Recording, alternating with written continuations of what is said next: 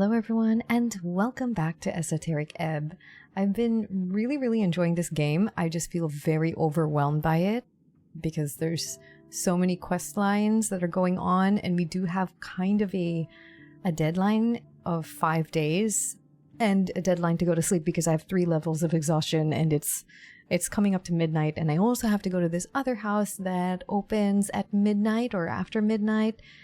And then I have to sleep to get rid of these 3 levels of exhaustion from my death rolls.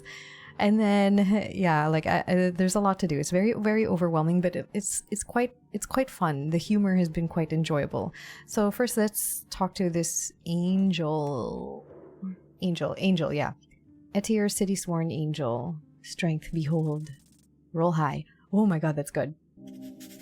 Okay, we have a celestial level 10 angel. What the hell? Oh, did I have to DC 25? Okay. Cold, stern, glorious. This is lawful neutral. She follows orders, the type of orders that grant eternal fulfillment. There is a sadness in her existence. Broken wings? Stuck among lesser beings. What does she seek? Oh, okay, no wonder she doesn't have wings. When an angel falls, she ceases to exist. She's transformed. This creature does not seek redemption or emancipation. She seeks purpose. That's sad. Oh, you're a fallen angel. Oh, the broken wing. The angel stands tall. She's blocking the hallway, leading further into the Coin Lord's mansion. She looks like a giant in here, despite the high ceiling. Her many eyes glare at you. Oh, wow. Okay, she has the biblical angel thing. Those are eyes. I thought it was like a crown or something. I spoke with the magistrate. Tower was letting me stay in your tower. Show her the key. The spinning eyes stop for a moment. Uh-oh. Run? I am aware. Are you okay with that? She's silent for a beat. The magistrate has ordered it. Do I get the tower all to myself? No. She doesn't mean your roommates exactly. It sounds cozy. The angel appears to sigh. I'm not taking your bed, am I? I do not sleep, cleric. Don't say anything weird. Don't say weird. So that's why gesture towards her face. I'm not going to say weird. She bows her head slowly, but does not respond. I'll be going to the guard tower then. There is a bedroll on the upper floor. Do not touch anything.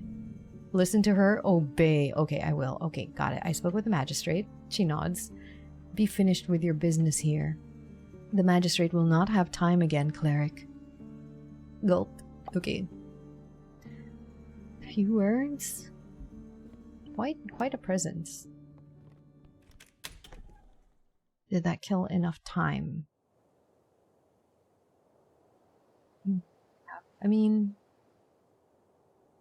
walking doesn't really pass time. It's conversation that does. I can freely walk. Entrance to the old guard tower. We might as well take a peek in here. And then when it's midnight-ish, then we can go. A pile of ledgers covered in official city seals. I'm not touching them. I'm engaging. You look over a thick pile of documents, each adorned with the symbol of a fish. Do you see the size of this pile? It'd take hours to go through it all. Top secret documents, archived by city clerics over many years. You have the right to look over it. Flip through and skim. The documents are not very organized. However, as your eyes glance over titles, reports, and statements made over decades, you do find a few that catch your attention. Sweeping your gaze over the pile, you immediately stop at a bill of sales. A sale by the city to the Ascani Reeds Trading Company. Looking for an official palace seal, you find a note with the sentence, "Sage leaf must be contained within." So many accounts, so many perspectives, too much to bear. There's just so much to take in. You have to start somewhere. However, be careful. Each attempt to analyze a document will take time out of your day. I mean, we have some time. I should look at the top documents, the ones simply called Asgals. 90 minutes. Okay, we have about an hour. We could do that first. Maybe that document mentioning Sage Leaf. That could be interesting. Spend 1 hour. It's a letter. It doesn't make any sense apart from mentioning something about Lady Miska Sageleaf. You spend an hour looking over the cryptic note to figure it out. It's written in official palace legalese. You don't understand much, except the fact that the letter appears to contain some kind of instructions for the local Earthguard to allow Sageleaf to take over control of many of the facilities in Tolstad. It's dated for about 20 years ago. But it also clearly warns the Earthguard of not letting Sageleaf out of this area of confinement. Her people are not allowed to work in other parts of the city. It's as if they gave her a part of Tolstad as a prison. You're not sure how this will help, but it does feel like it could be helpful when dealing with the goblins in the future. Not sure if I was supposed to know this information, but now I do. The city is hiding something about this goblin chieftain, that is for sure. Okay, we will look at the other documents later. It is now beyond midnight, so let us go to that building, and I will save.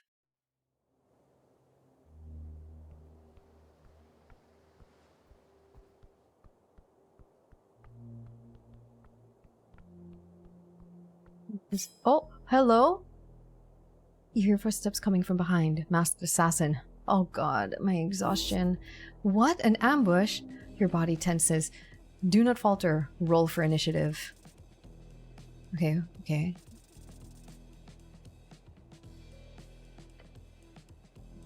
Okay, mine was the 19. Theirs was the 18. They were waiting for Snell to leave. You've got the upper hand. Adrenaline pumping, let's go. Yeah, this situation is screwed up. Can't talk your way out of this one. However, you could probably try to confuse him. Could I cure his wounds? Can I charm him? Could I cast Shield of Faith?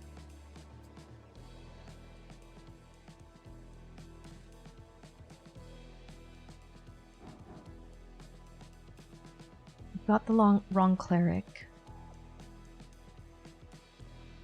Try to dodge. Can't I cast Charm Person on this bastard? No, this is not a valid target. You have no idea why or how, but you know this.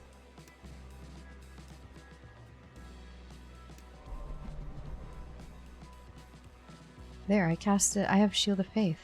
Oh, sweet. How come I wasn't able to use Speak with Animals earlier? That's annoying.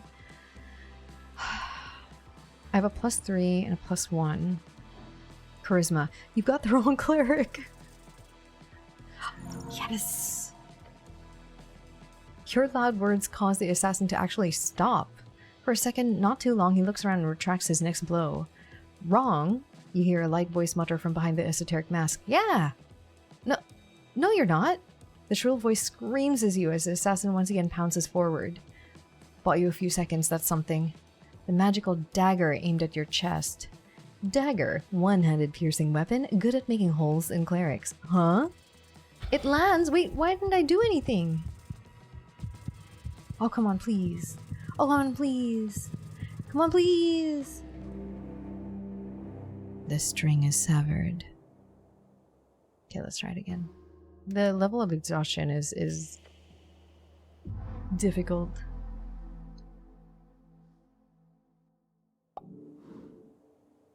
I really want to go to that place at midnight, so we're gonna try and make it through this assassin. Alright, I hear footsteps. There you go. Ooh! Not good.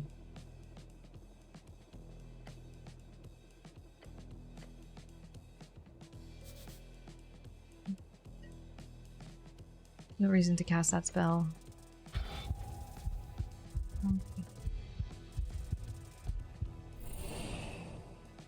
Alright, we survived that one. I can't. Piercing the chainmail. Steel onto flesh. Just a little blood, it'll be fine. Adrenaline pumping, let's go. Yeah, this situation's screwed up. Can't talk your way out of this one.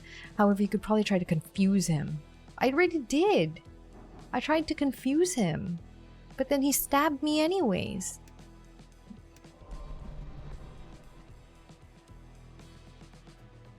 No reason to cast that spell.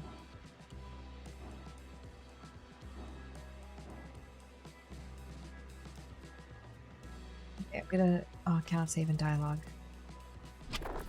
Shit. Assassin gives you a look for just half a second before he dives in for the attack once again. Worth a try, you must have been not so convincing, standing there shaking. Don't stop, this bastard sure won't. You must destroy the attacker. You miss Snell. I miss Snell. Once again, the assassin goes for a thrust, this time aiming at your throat. Shit. You feel nothing as it goes in. Please, just let me survive this fight. Thank you. How deep, you do not know, but the warm rush of blood shows that something happened. Die! You are standing, but not for long. Well, I am barely standing this whole day. The assassin just stands there, his blade drenched in your blood. How are you? I'm fine. He's amazed over your resilience. Is that the worst you can do? Cough up blood, yeah. It's time to act. Strike back. Punch the attacker. Oh, God, I'm exhausted. It's making it so difficult. Oh, fucking hell. You put all your might into a swing and it flies right past the mask of the assassin. Ugh, darn it. Fuck this. You hear the muffled voice of the assassin from behind the mask. Sounds like a kid. Is this a teenager? Jeez. Why is Jeez highlighted? Jeez, a common slang, shortened from Jesus, often used to exclaim a sense of shock and or annoyance. Jesus, a titan who roamed Ascani during the Fade era, famous for his visual similarity to a goose, only a lot bigger. Some ancient monuments found in modern day Vizca seem to indicate that this titan died for the sins of all minor geese. Vizca, a collection of loose dwarven cities in the northwestern Ascani, also known as the Vizca Kingdoms. He takes a step back and mumbles some strange words. Stop right there! Before you can reach him, a cloud of esoteric mist poofs into existence from his hands. The assassin is gone. He's the puff of smoke I've been seeing in the corner of my vision, along with any evidence of wrongdoing. Catch your breath. How horrific. Someone's really trying to kill you. The fact that there's for sure is an assassin out for your life is pretty bad. Like, it's going to be hard talking your way out of the next time this guy tries to end you. You can't let him get the upper hand like this. You gotta be alert, like faster. You will have to be stronger next time in order to capture this foolish spellcaster. That was misty up at the end there. Could this be a rogue spellcaster? It is probably not an officially licensed magic user. No. That would be ridiculous. The city does not hire esoteric killers like this. Of course it is. No other explanation. Your guess, the masked one, is a warlock out for blood. You'll have to catch him to figure out more. The bastard really did try to catch me off guard and alone. Yes, he is clearly a coward. Not that the goblin would be able to do much, of course. This has to be connected with the tea shop, right? Of course it is. How could it not? I'll get him next time. You sure will. Good attitude. Let's not stay here. Time to go. Oh, that was... I have 5 levels of exhaustion. Whatever is happening in this building, I don't know whether I'd be able to survive it. Oops.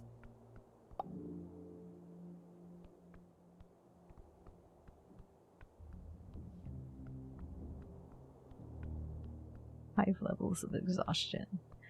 Alright, let's see who's in here. Behold, the little hatch in the door is open. A puff of smoke escapes it. Just a suspicious door. As you step up to the door, you see smoke billowing out of the little hatch. A wooden sign hangs upon the door on a single rusty nail. It says open. Knock on the door. 3 hard slams followed by a crunchy voice from behind. Yeah. A bloody moment, will you? I am waiting, potion seller. You hear a harsh growl from inside. I told you, 1 bloody moment. Through the smoke, you see a pair of peering red eyes in the hatch. You hear him click his tongue. You a copper? Does that give me a discount? Nah, opposite. Well, no matter. If you got coin, you got potions, lad. Potion, any magical substance, ingested for temporary effects. Swirling, glowing, making your muscles get thicker and shit. Brut, a degenerative term, oh yeah, slang for brute, originating from the deep corners of the sideways city and urban sprawl located in the far north of Reeds. I like the sound of that. Yeah, bet you do. We got all the standard stuff, slush and river blood, you know. Just say the word. I'll gabbin. Gabbin? Oh yeah, garboogle, gabbin. Is this gentleman having a mental episode? Is he having a fucking stroke? That's great. I love a potion. Coolio. Go ahead, Brett. Coolio. Vorgeni slang for I understand you, my friend and or client. Okay, I can't afford those, obviously. Haggle. Wait, how many crowns do I have? Do we have to do business on the steps like this? Can't I come inside? Nah, my gaff's for poor bloods. Don't want you dragging muck in either. Neither. The smoke alone would probably destroy your lungs if you did. What about, utility potions? Utility? He cackles. Is that what you lot are calling it these days? Sure, do you have it? Of course. Polymorphic, body cracking, transmutationables. Them's getting rare, brut. Can't get my source to spit up the tools sideways gone dried up on me. And then, with the massive demand, especially the legendary ones are asked for all the time, you know, the permanents. That shit can't be brewed, though. I get why them's asking, though. I don't have any left. Tons of that gaff on the market still, though. Find it elsewhere, brut. Or go to Sideways City yourself. What kind of effects are we talking about here? Longevity potion is the big one. Clear right. Living longer is popular. No surprise. That's a mirror gender potion. Flipping you pop in to the other side. Bruh, nothing better. Then there's other transmute spell in a bottle. Mostly hex brew. Real muck. If you got yourself crowns, you can morph yourself anyway, bruh. Once my sources get me them bloody tools. You're completely out? Yeah, coolio. Well, too bad. Yeah. Got something more potent? The potion seller crackles. Nah, bruh, not for you. I can't. I won't make that. I have a ooh. Okay, if you say so. All right. I don't know how much we have. Oh, 64 crowns. I don't know what any of these do. And I don't see the point of getting a potion of healing. I die so much. So we'll come back another day and buy more. So for now, we will head back and actually get some sleep. Oh wait, it's this way. We need to sleep. We need to get rid of 5 levels of exhaustion. Wait, have I ever been in there? I have not. Okay, well, that's for tomorrow.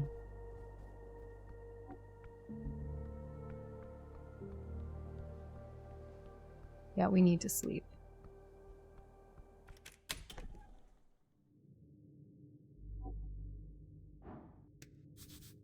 Pile of books on the topic of theology and history. So I'll take a look before we sleep. There are 3 books of interest in this pile. They appear worn and broken. Open Beyond Reads by HeyAmarii. Okay, I will look at those later. Glorious Shrine to the One and Only Earth. Oh, I can prepare spells. Okay, let's prepare everything we got. Oh. Charm person. Alright, finish. We have our own little shrine.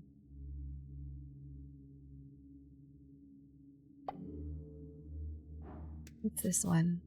A copper calendar.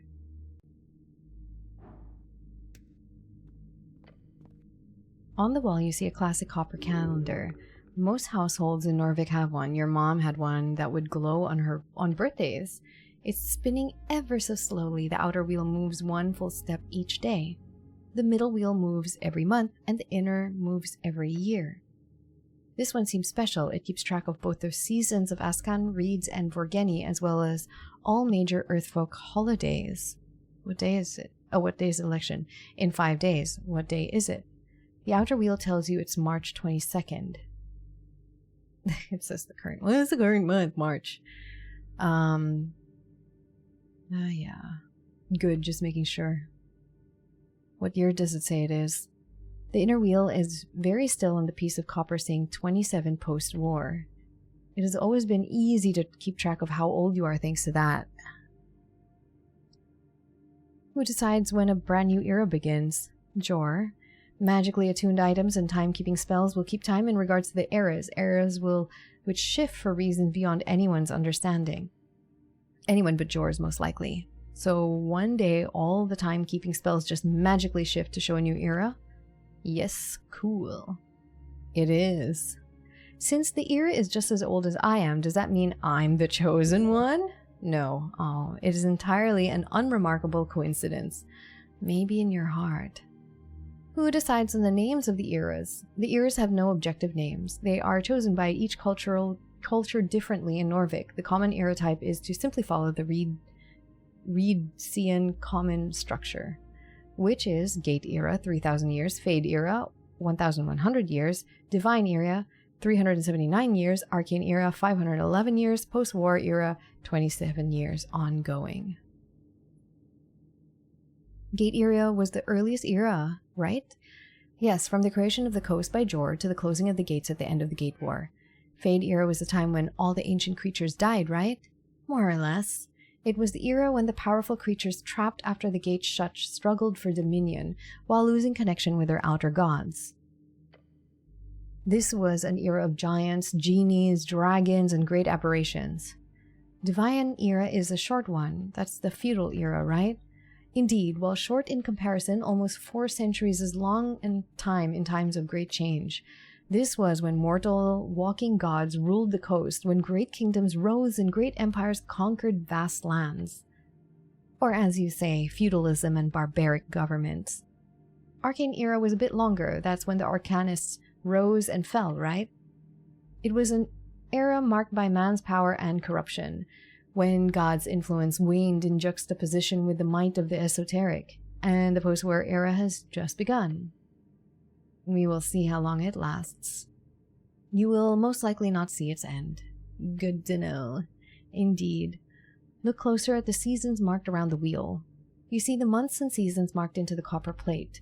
Gorgoni, Vorgeni summer, 6th. Felteni, Reedsian spring, 1st. March, Vorgeni autumn, 22nd. Beltan, Askani spring, 3rd. Reedsian summer, 1st. Thisi, Vorgeni winter, 20th. Thussi, Reedsian autumn, 1st. Kronos, Askani summer, 28th. Irgami, Vorgeni summer, 14th. Eltre, Askani autumn, 14th.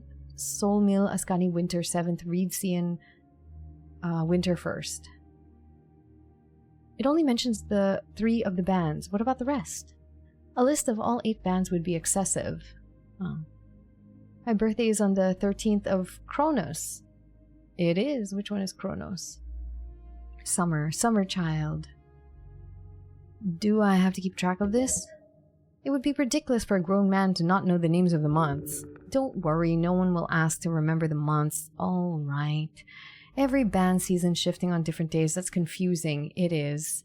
But don't worry, you have never left Askan in your life. And you never will. Okay, good, neat. Check out the holidays. You look at the various holidays marked on the copper plate. Gorgoni, Earth's Passing. Earth's Passing, the day your god died. Norvik used to celebrate this with fervor when you were little, as many fanatics believed he would return if they hosted a truly legendary feast. Felteni, Fast of Tuk. Oh wait, Earth's Passing, sorry. Earth's Passing, drink and feasting with family and friends, mostly used to ignore the darkness of winter outside. Okay. March, Great Migration on the 5th, Beltan, Blood Night 1st, 7th Silence on the 7th, Thisi, River Run 3rd, Giant's Crown 23rd, Thussi Folks Feast on the 15th, Kronos Tolls Dance 28th, Irgami Phoenix Watch 16th, Eltre Tornos Flame 14th Ascent 26th, Soul Meal Robe Light Night 2nd. Look at the markings that say Founding of Norvik. The calendar says 468 Arcane. Okay, that's all for now, calendar. Alright, let's behold our bed, a fine place to sleep, relatively speaking, and go to sleep. Finally, while I drink my coffee. Oh gosh. There it goes, the first day on the job. You did good. Well, you did well. Good is for the gods. As you approach the bedroll, you think to yourself, is there anything else you need to do before sleeping? Think about it. Nothing comes to mind, but you feel it. The young and dumb. Wait, what was I supposed to do before I sleep? On Waterlane. Wait, I haven't gone to Waterlane. I should do that? Exhaustion, it wrecks your body. Danger would follow if you head out in this state. Trouble in Waterlane View? There's always trouble there. It's a simple teenage rebellion. They can sort it out themselves. Oh my god, I vaguely remember something about... Wait, I haven't been to Waterlane. How the hell do I get there? It's a simple teenage rebellion. I'm so exhausted though, like way too exhausted to head out, right? Your gut is telling you, dive into this bedroll. You should listen. Or you could push yourself. Take a deep breath, steel your body and mind, and go deal with this ominous calling to Waterlane. Let's see. Oh, I passed the check. I guess Waterlane. Staring at your bedroll, hands clasped, head low, you rise in spirit and flesh. Oh, I'm not exhausted anymore. You are not. All it took was a push for a good cause, but I'm still not sure what's happening down in Waterlane, right? The decision is yours. What kind of trouble are we talking about here? The young kind, the angsty kind, the kind of trouble that needs wrangling by the cleric. Yes, I'll head down right now, down to Pillar Crossing, past the bridge. Leave, okay, down the Pillar Crossing, past the bridge. Leave right now. God damn. Alright, I guess we're going. So much for sleep. 5 levels of exhaustion. What am I even gonna get done with that much exhaustion? But my strength told me to, and I passed the check that says push yourself, and so we're gonna push ourselves. Whether it's the intelligent thing to do or not, but you know what? The confidence is brewing. I don't know how to get to Waterlane. It must be one of the underground, the Pillar Crossing. I don't know if this is Pillar Crossing. Where's my map?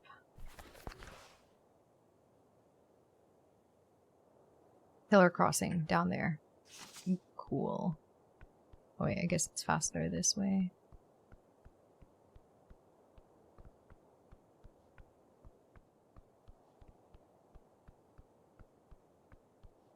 I'm gonna cross the bridge. Oh, look, a cat! Behold, a black cat. Hold on. On the ledge overlooking the garden, you spot a black cat. Calm as can be, it doesn't even care that you stopped up next to it. A proud beast treated with respect, and it'll treat you with the same. Behold a cat, a legendary trickster of Norvik. Hello, I am from local government. The cat lifts its head up, its dark eyes squint at you for a second, sniffs in the air, and then ignores you once again. The cat does not care for you in the slightest. Pet it or something, I don't know. If you wish to hold a proper conversation with it, I can speak with animals. No reason. Okay, fine. You need to find the first level spell, Speak with Animals. Speak with Animals, a first level divination spell, grants you the ability to comprehend and verbally communicate with beasts. These conversations can be surprisingly insightful. Pet the cat. Wait, I wanna... Oh, I can do it now. Yes. There we go. You place your palm in front of your face and whisper, "Everything is words." As you do, the subtle movements of the cat appear, and as not so subtle anymore. Then it snaps and your mind appears to translate it all into a form you understand. "Hello, cat." You hear a loud scoff coming out of the tiny creature.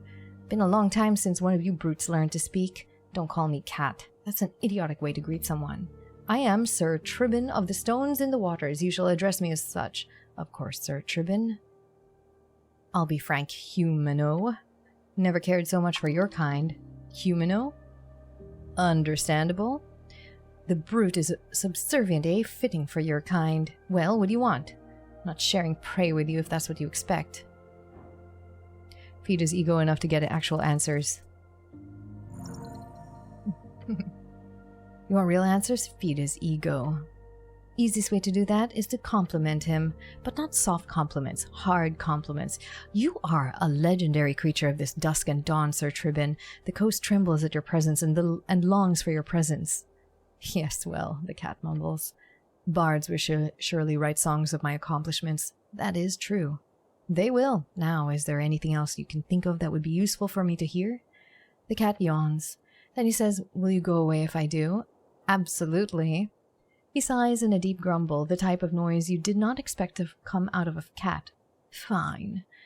The blue fire awoke me from my slumber. Had I been closer, my whiskers would have been fried." "Blue fire? Who is telling the story? Do not interrupt me, brute. I wanted to know who caused this ruckus in my territory, so I kept watch. The The green munchkins ran around like crazy, trying to put out the flames. You should call Snell that. I saw a brute like you, but in garish yellow clothes being interrogated by some of them. Man in yellow. Free strider, perhaps? And once the fire was out, which did not take long, the one who should have wings appeared. On her orders, the, what do you call it? Tea shop. Yes, they hammered it shut, then she did something wave and glow on it. That's it. Now leave. I have more... Thank you for the information. Okay, she said if she gives me information, I will leave, and I'm not going to disrespect the cat. Okay, let's go to this pillar. It's 1 in the morning. My 5 levels of exhaustion is like killing me. All right, across the bridge, right? Water lane.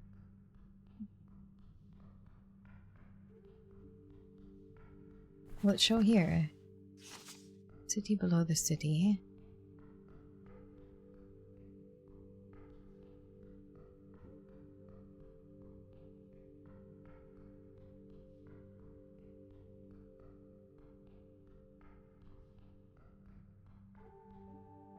One. What the hell's? A beaming light emanates from a hole in the wall. One of the apartment doors has turned into something not so normal. Touch the door. Where is Water Lane? How do I get there? I thought it was here. Pillars crossing across the bridge.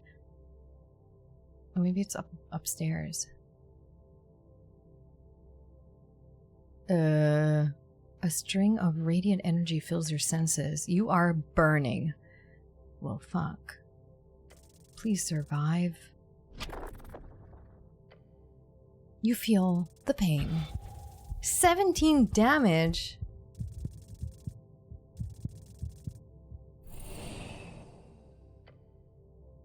As the pulsating death fades from your bones and skin, and all you see is light and a door. Go through the door. Exhaustion catches up to the cleric. He falls, as all things do in time. He should probably go to bed a bit earlier. Staying up past 6 is dangerous for one's health. Okay, fine. Fine. You know, as much as I want to deal with this... Okay, let's just take one more look where Water Lane could be. Let's save that creepy door... What's this? Up in the air, 10 feet or so over the moonlight grass, you appear at an outline of a bubble. It sits fixed, wobbling by the push of some unknown force, clearly not affected by wind or anything else material. An esoteric pocket in the making. Look closer. It's still forming. Remember the alcohol pocket? That thing started out just like this. If you really want to find out what kind of pocket it'll be, you'll probably have to waste some time here. But that could be neat. Could be a chance to impress the goblin. Turn him even more into your local follower or something akin. Your past experience tells you an approximate time. 1 hour. In 1 hour, it'll form into something solid. I should make sure this doesn't turn into a major issue. Yes, it is your duty. Actually, this time, this shift's even mentioned in your contract. Spend 1 hour to stake it out. Late night hours, real fun time to stay out on Tolstad. A cool ocean gust. Come far from Jor's Point. Entering your helm, leaving your face numb. This is the kind of night heroes are created. The kind when dark forces emerge from the chasms to be beaten back by the bellowing horns of the light. If someone finds out you didn't deal with this pocket and it turns into like a 4-star lava biome or something, you're screwed. And if you might be able to wiggle your way out of that trouble, but really considering how many people know you're here in this specific place of Tolstad right now for the investigation, look up. Above the shimmering pocket far up, you see the moon. Moon, the light of the night, the great source of power that moves alone across the sky at night. It has a different color and follows different movement in each band. In Ascani, it is light blue and stays in the sky for far longer than the rest. Alone in that ever-wide expanse, a blot of light as wide as your thumb on an outstretched fist, circling around the white, its blue-hued ring. It shines particularly bright on this cloudless night. Even this grassy field, the roof of the garden, which holds no glowstone nor everlasting flame, is so brightly illuminated that you have no trouble seeing each individual dewy blade of grass as you plant yourself on top of them. This spot, this is where you will wait. Stare at the pocket. Isn't there a saying about this? Something about not staring at esoteric pockets? Close your eyes, maybe fall asleep. Cold, rigid, wet, hard. Despite this, your body screams for rest. Don't fall asleep? Your question is met with silence as time passes before and beyond. All this, an instant for the man in the eternal pool. Peh. A man? What man? Never mind. A distraction. A tingle. Growing. Awaken. Your intuition was correct, as always. You waited 1 hour and now you get to witness this esoteric event.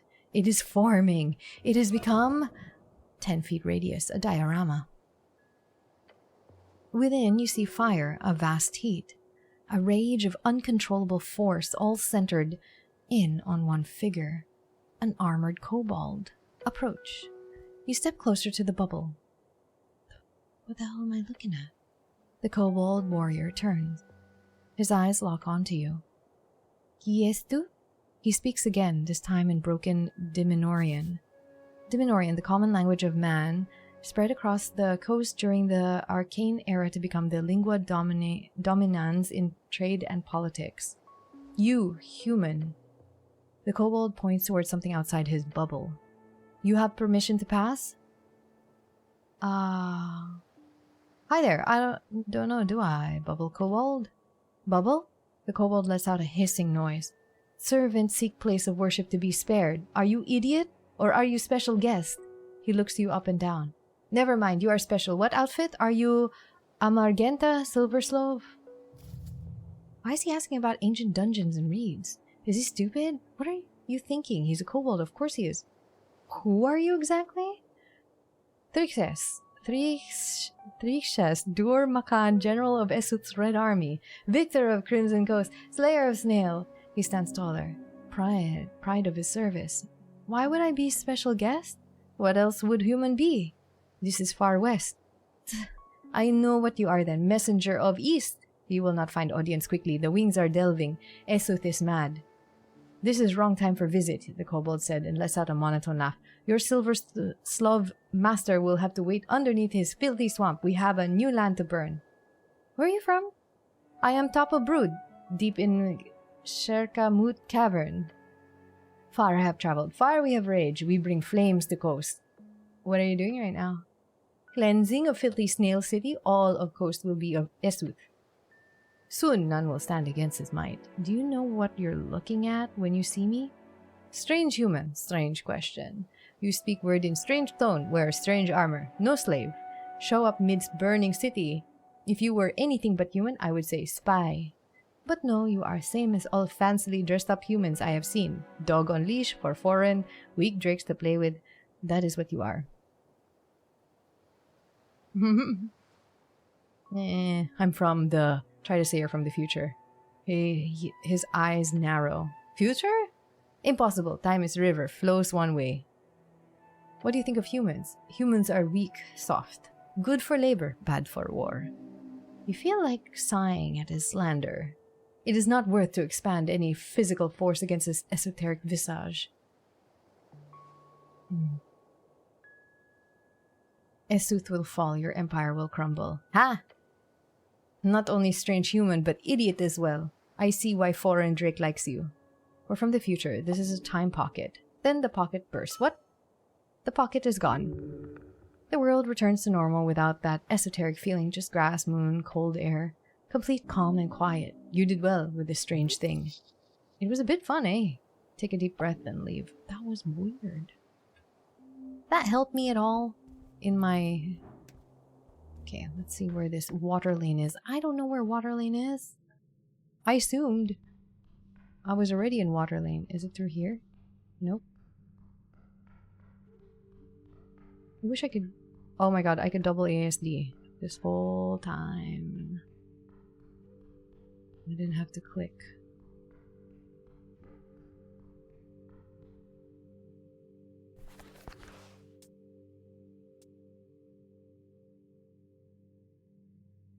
Something tells me where I am. A tunnel to water lane view. Oh my god. I haven't even been here. Alright, what is this teenage rebellion thing going on? Let's try to sort that out so we could sleep. Is it this? Let's save, because it might be this. Behold, youth Asgal Modissa.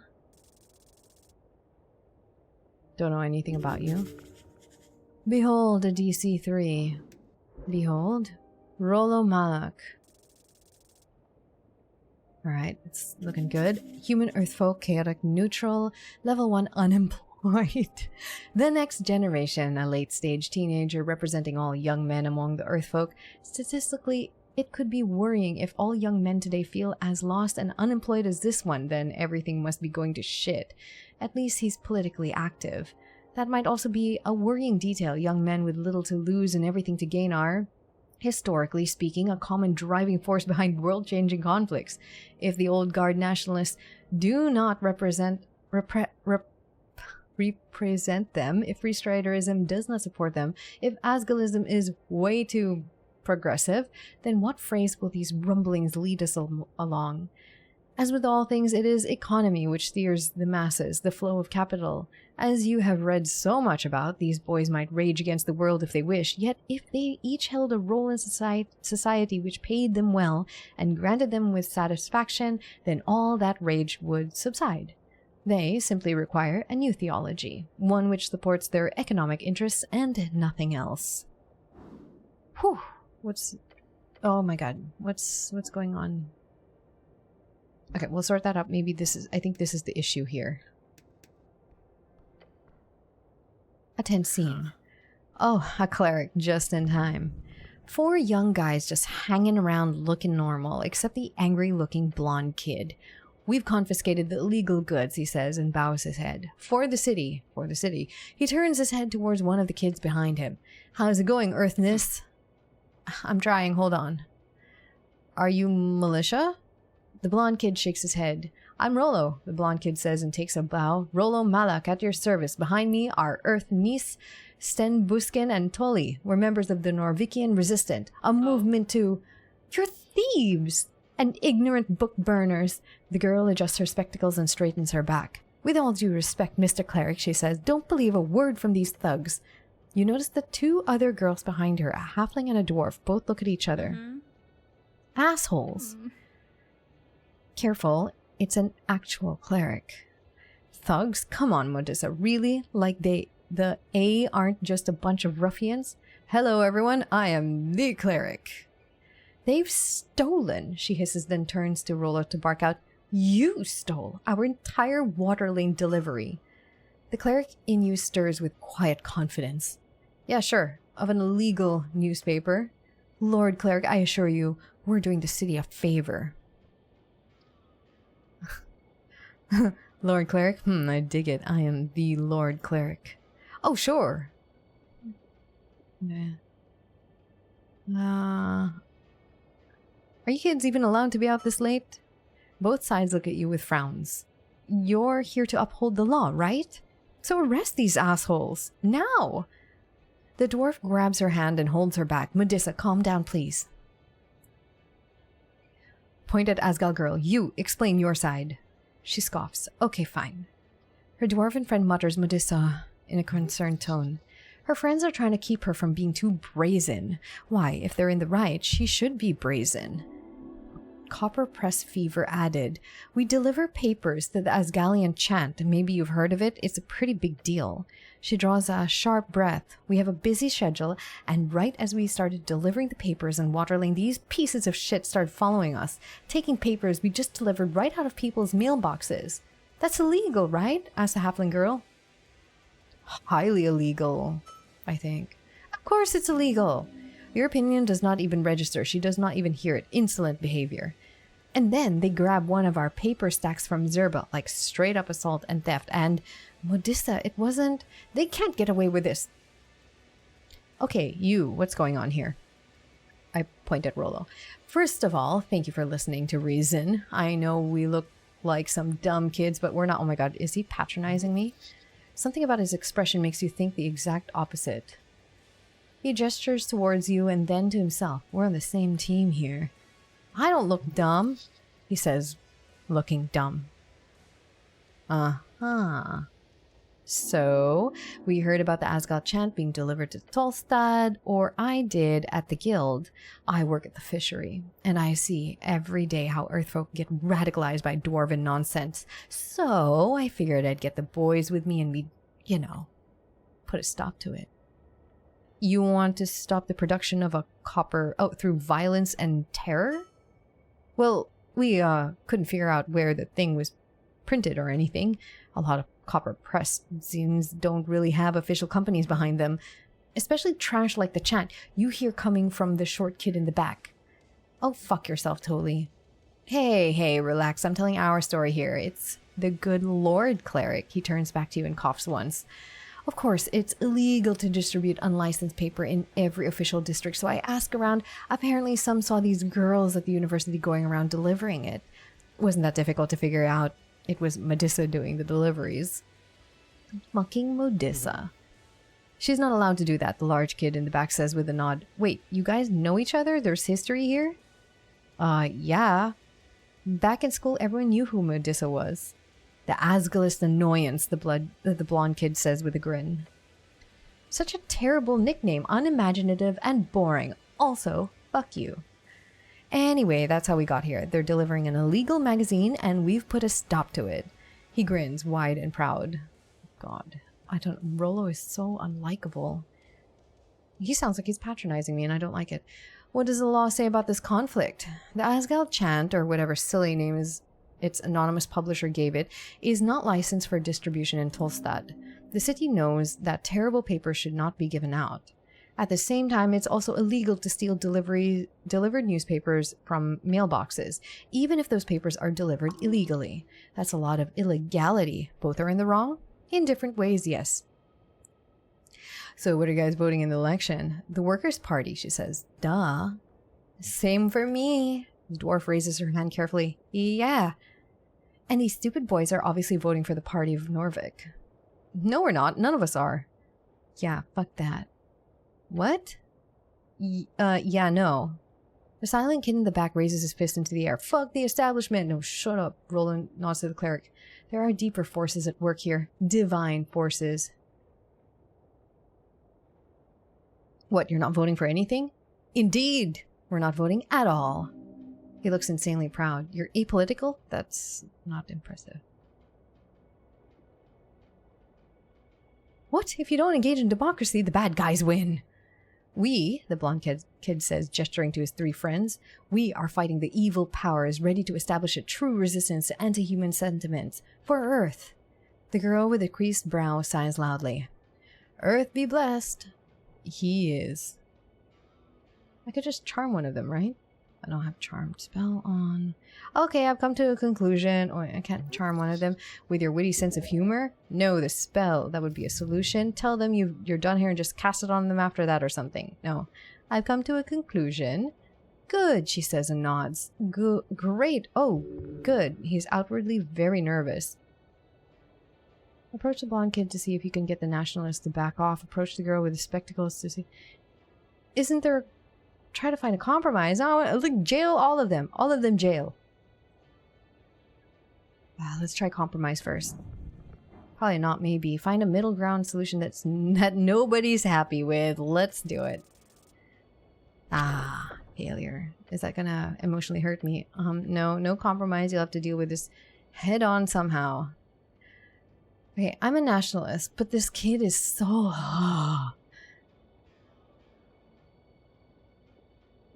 You know what? Who cares if I've been like leaning into nationalist? This kid is so annoying. Just let her distribute her friggin' paper and stop making us look bad. Oh hey, he starts trying to retain his composure. This can get out of hand quickly. Oh god. If you fail at telling him to give back the papers, this might get ugly. Your body might grow irate. Stare at him. The kid is horrified by your helmet presence.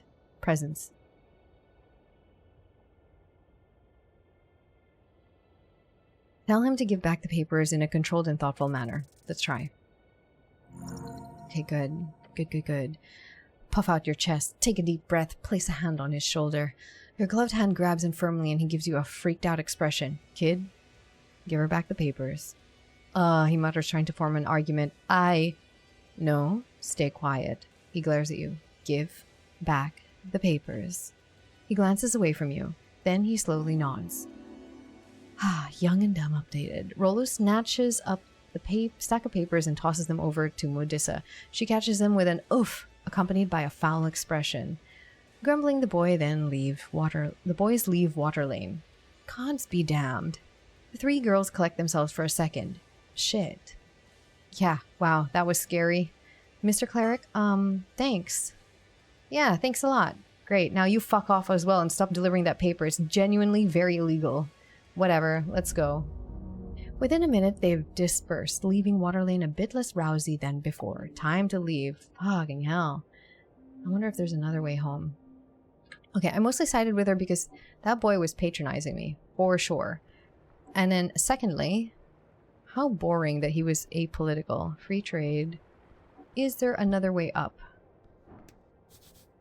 Going up. Going up to where?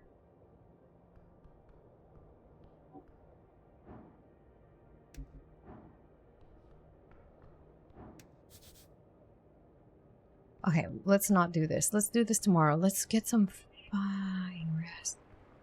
Let's get... Oh, I see you, assassin. Don't think I don't see you. Okay, we'll explore this entire area after we get some sleep. I wonder if there's a... Is there another way up to Tolstad?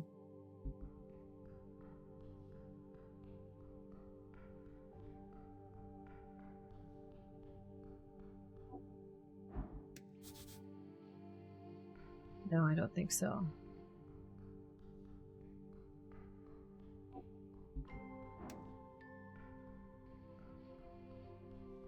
We need sleep. It's 3 a.m. 3 a.m. My goodness.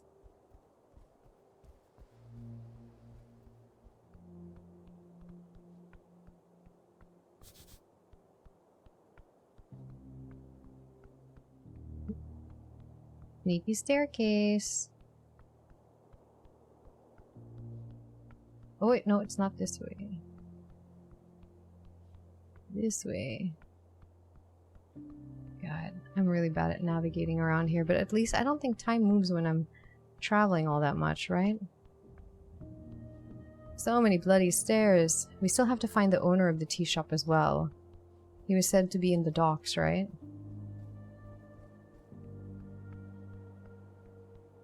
Find the owner. Oh my gosh, the rain is so heavy. Can we finally sleep now? Save first. There it goes. First day on the job. You did good. Well, no. Before you lies a bedroll. Can I go to sleep now? Yes, your body is weary. A little nap might be good for you and your manhood. Why do I have to sleep? If you stay awake for more than 48 hours, you will die, which is not good for your physical health. You should go to bed now. Taking a long rest restores your hit points, a hit die lowers your exhaustion to 0, and returns your spell slots. A long rest lasts 8 hours, and you can take one after 8 p.m. each day. Oh gosh. Alright, we might as well sleep. We're gonna get up late.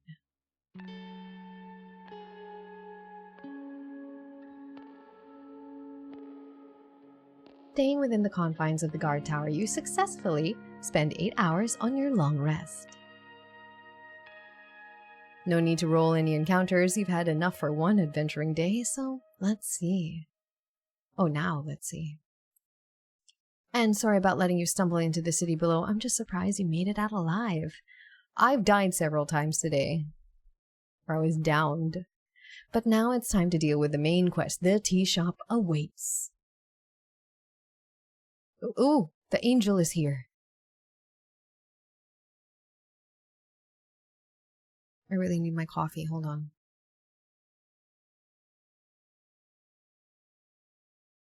Oh, can I move? Oh, day 2, March 23rd, 27 PE.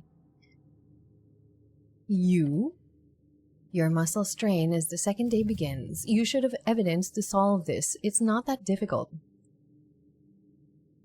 I'm not feeling too good. I'm feeling amazing. I'm full HP and everything. I have the weirdest dreams. Do you? Fragments, whispers, a voice that isn't yours. Oh gosh, I hope you guys can't hear the insanely loud rain going on right now. New city, new tower, new bedroll. New-ish. You'll be a little scatterbrained. It is what it is. Some say dreams are the mortal mind's way of receiving divinations, but that's bullshit. Just don't think about it, okay? Fell asleep quickly for once, because you are, and were, exhausted. You gotta keep running around if you want to get shit done.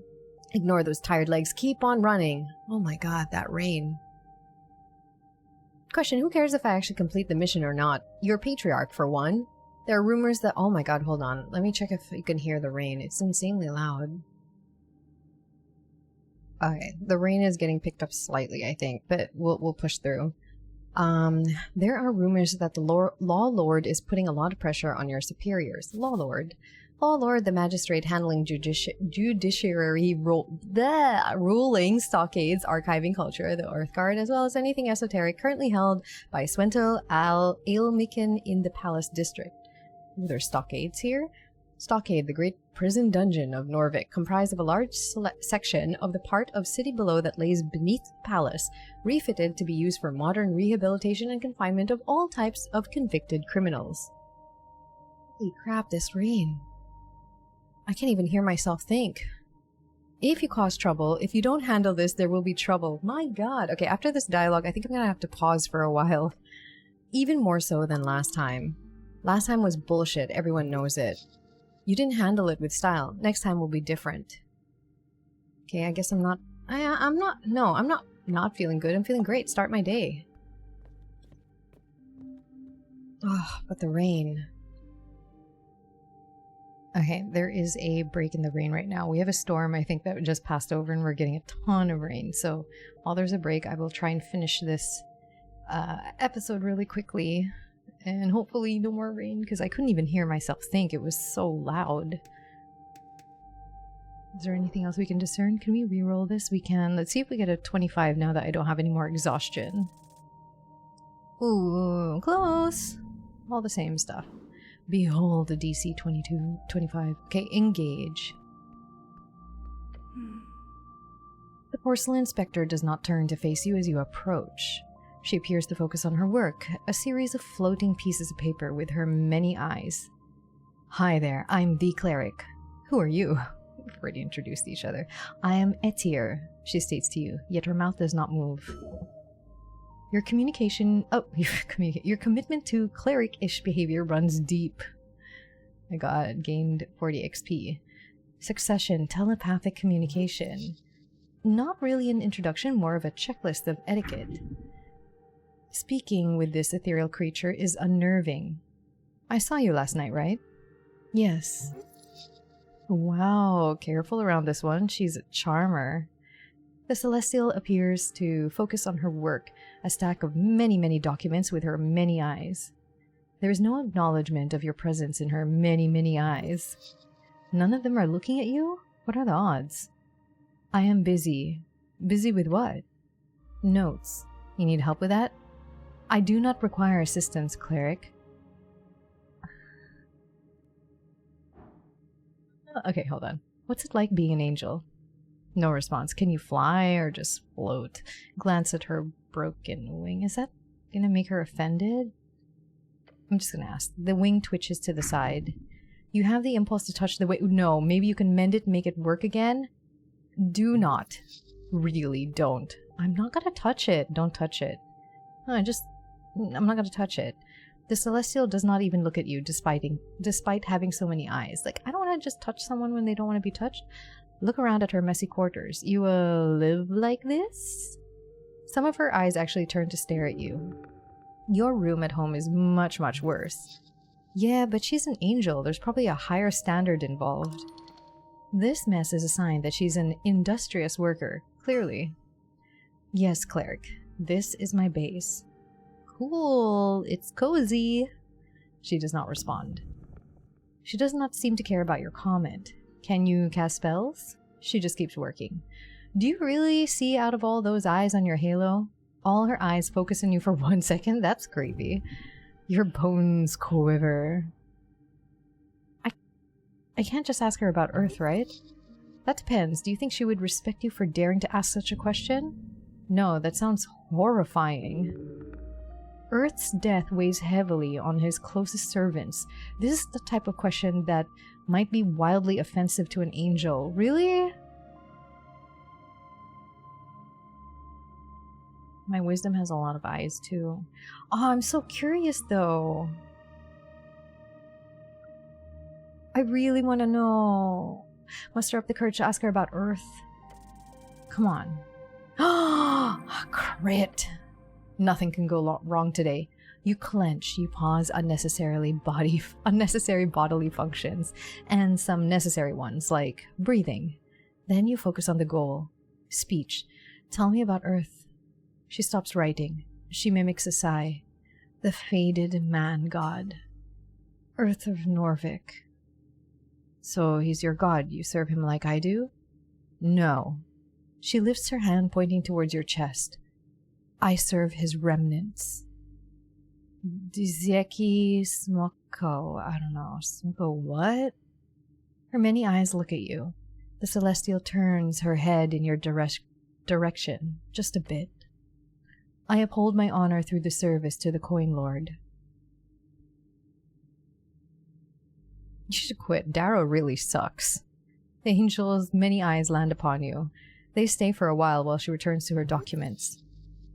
Oh yeah, that's working. Keep shitting on her boss. I mean, her boss told me to lie. I have my principles. I may be a sucker for nationalism, but I will not lie. Stand tall. I am unsure about many things. Yet for now, I serve. For good or ill. Valkyrie updated. You got an in. God, she's terrifying. There we go. Now she will speak with you for real. What do I know about Celestials like her? Celestial is a gathering term for creatures born out of and from the Good Plains. There are many such creatures scattered across the coast.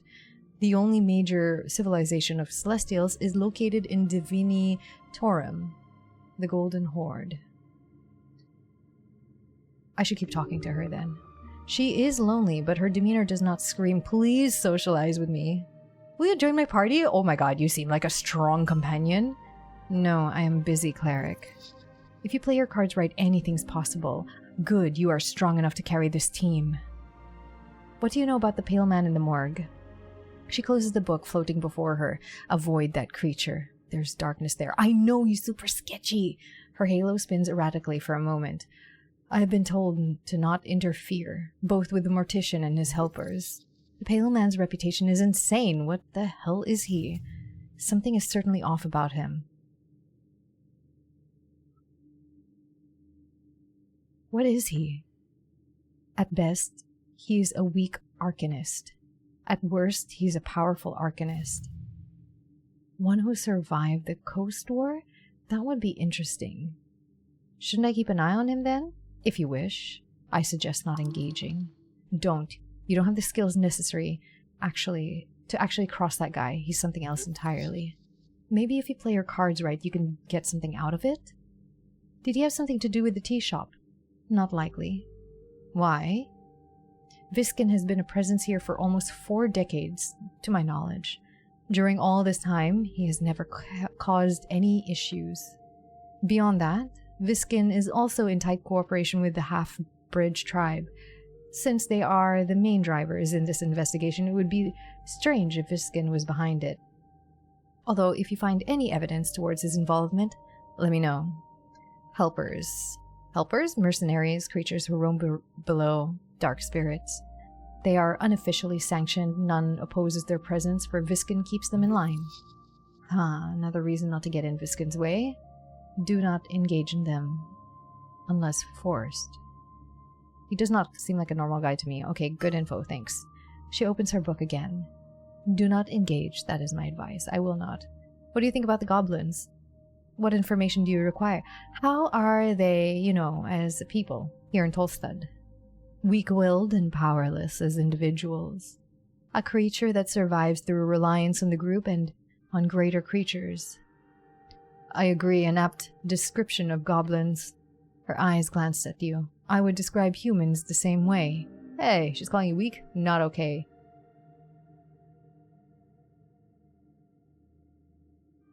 I'm not weak, I'm strong. A strong man does not need to say it, damn it. That shall be proven in time, but I do not see it as a negative. Humility and trust are important traits in all. For all. Yes, her words ring true. Guess she's a softie after all. Huh, the angel's got some weird views. That is what I think. What else? Can I trust their chieftain? Lady Sageleaf is a powerful creature. Do not trifle with her. Or her pawns. Her behavior is clean and highly acceptable, however, she does not meddle in her dark actions when needed. She looks at you for a few seconds. Perform your duties and leave. That is my advice. She's smart. Avoiding gangs like that is the only decent way of preservation. They'll chew you up and spit you out. If preservation is your only goal, you must raise your sights. You can do great things in the dark side of the law if you are careful, of course. What do goblins do here, just in general? The goblins perform manual labor such as militia duty, construction, various public services, mail delivery, and manning many defensive perimeters in the city below. Over the last decade, they have taken up near all such posts on Tolstad. They are also overrepresented in crime statistics and are several times more likely to join and form crime syndicates than the general human or dwarven populace all across the city. Than the general human or dwarven population. This appears to be primarily due to segregated housing areas, lack of access to higher paying jobs, and general cultural elements. The goblins are a troubled yet slowly integrating part of Norvik from what I have observed. Feel awkward. It appears to be a highly politicized topic. I apologize if I have made you uncomfortable. The goblins are troublesome indeed. Lady Sageleaf has clearly cleaned up Tolstad, but most of your other encounters with goblins have been rather unpleasant. Okay, non-goblin questions like, you have very cool armor. Thank you. She's welcome. She appreciates your appreciation. No, thank you. She just keeps working. Do you sit here all day or what? No, cleric. That's fair, you're not really sitting, just kind of floating. That is correct. Score! When the Coin Lord does not require my services, I attend to the archives from dawn to dusk, normally. Then I perform a patrol, as is described in my service contract. A good service to the city. So you stay here all day, then you go out at night? Yes, I work, cleric. Can I come with you on your patrol? No, cleric. You are unable to fly, and I am unable to carry you. Her carrying you? Pff, the thought immediately causes you to stir. Okay, my guy, relax. It sounds fun? These feelings are very human. My service is to the Coin Lord. A truly great woman, commendable to the utmost level. I want to flirt with her. I haven't been flirting with anyone. What's wrong with me? You are an ethereal, yet also imposing woman. Attempt to flirt. I mean, my strength seems to like her. Imposing. Ethereal. Her telepathic voice gets dropped down several octaves. All the way down to your back. Your spine. This is your chance. Prove yourself. Charisma. Holy crap. That is a high check. I want to hurt myself. Never mind that. I have a +3. It's a DC 28. I would have to crit. Never mind that. Actually physically recoil. Her many eyes stare at you for approximately 3.5 seconds. Then she says, okay, have a good day, Aetir. Oh, I want you to join my party. Have a good day, Aetir. She seems so cool, though. Level up. Okay, we're gonna put in 18 so that we have a +4 to charisma as well. I can't put another one in. No. Here we go. Finish. I have my spells prepared for the day. She's reading these things, so I can't read them anymore, but maybe I can read these ones, these books. Open Beyond Reads by Meriadic Moonwatch. You open it hoping for an interesting take on coastal travel. Instead, you're immediately met by a pop travel guide. Oh no. It's written by the famous freestrider Meriadic Moonwatch, a trade prince of the Free City. The introduction is styled as a personal note to the reader. Moonwatch uses a very casual language to convince you of his expertise. It is also filled with freestrider propaganda. It is only propaganda if you disagree with it. At least this helps spread freestriderism across the... I can't read this shit. No, you cannot. This is trite. So, should I? Close it. Yeah, might be for best. Close the tome. You put the book back in the pile. Open Humans, A Brief History. A history book by scholar is SCH scholar Tim Alemican. It is marked as official goods of Bronze Banner University. It was printed here in Norvik on the last year of the Arcane Era in 511. Bronze Banner University, the largest public scholarly facility in Norvik, supported by the state and often the location of political upheaval these days due to student protests. That is 28 years ago. Don't I know this history already? The book does not have an opinion. Skim through it. The first chapters regale the history of human entering Jor, along with various origins that have been discovered. Most humans who arrived in Old Dimenor came as dragon servants during the later stages of the Fade era, Old Dimenor. Today is called Reeds. They changed the name because, well, the entire band was pretty fucked up after the Coast War. Pile of books. Although the book also goes into the modern refocus on attempting to avoid the clear anti-dragon biases that influenced all historical documents on the topic, humans were brought to Jor from various outer worlds as workers, fodders, soldiers, and worshippers. Some were made to live in glorified internment camps, some lived as loyal subjects on royal halls. The stories of early human existence on Jor are as varied as those of today. We were slaves, yes, but each dragon was a different master. It then spends a full chapter going over the Draconic Civil War during the Divine Era and the resulting rise of Dug Dulin Dim. Skip ahead. You arrived at the Coast War. Its destructive quality impacted human civilization as much as it did the coast itself. Sick? What drivel to use modern slang in such a historical setting. No, not that kind of sick. In short, as the Arcanists rose to ever greater power, humans journeyed into Old Dimenor during the Great Consolidation and an offer of power and wealth to all men no matter your background was attractive to say the least. At its end, approximately 90% of all humans were wiped out. Only a few clusters of offshoot communities survived on the onslaught. The book contains a solemn list of those human cultures that were fully destroyed in various curses, void bombs, and intrahuman genocides. The greatest tragedy throughout history. Stare at the list, then move on. In its final chapters, the book switches topic to instead focus on the various humans who are still identified as unique phenotypes within the human folk type. Some smaller groups across the coast have no clear lineage to draconic slavery, but whether this is due to some other origin is unknown. Oh my god, this is a lot. Check the chapter on Landboar? Agrarian humans of Vorgeni. Many formed entire cities on the floating hills and are known for their shamanistic cultural practices and great primal spellcasters. They are described in the book as tall, having intermingled with the local giants, with either white or black hair, prominent nasal features, and a distinct tan freckled skin. The stereotype is, a Vorgeni farmer is either going to be the most beautiful person you've ever seen in your life, or the most horrendous troll-looking ass. No in-betweens. A major portion of the Landboars were forcibly drafted during the late stage of the Coast War, and it destroyed their demographics, despite the war itself never reaching their far inland country. Today, they are slowly recovering and on the fence between the industrialization or keeping to their agrarian roots.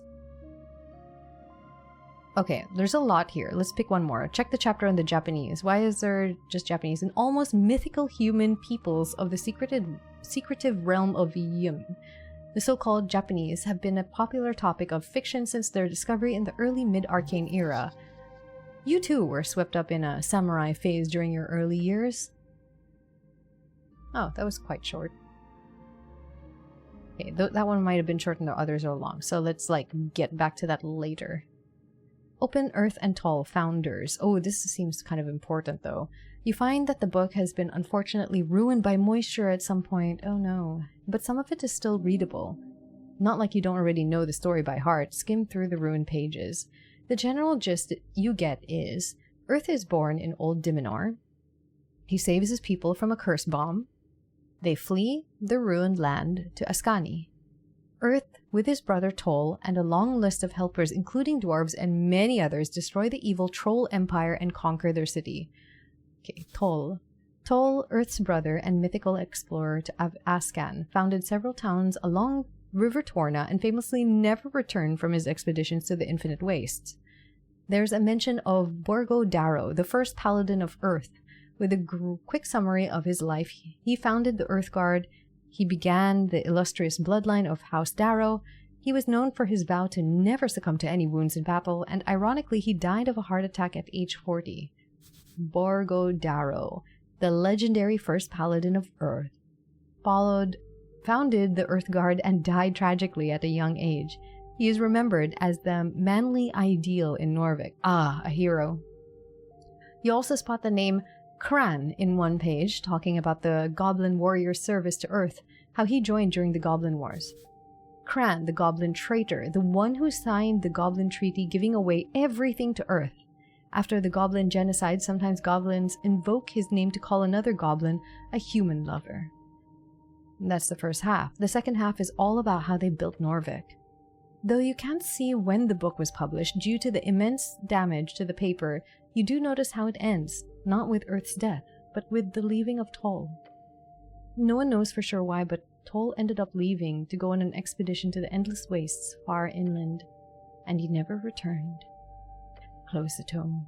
Okay, we will read The Humans of Brief History again later, but I think I'm done here. We have things to do. Many things. Try and get one more thing done. We have to find another way into the tea shop, because I am not going to lie. I'm not going to lie to get in. There's more people here. Ugh! Go back here. There's something here. A broken statue of a cat. Cute. I haven't seen this area yet, and we haven't really explored Waterlane, and old symbol of an old regime.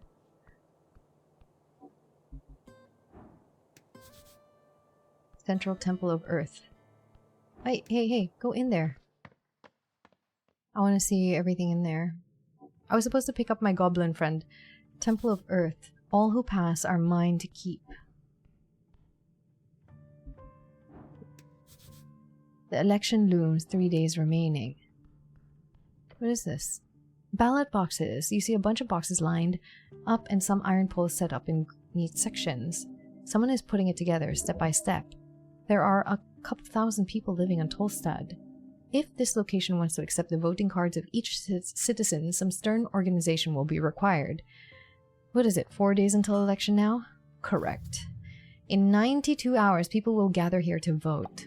Cool.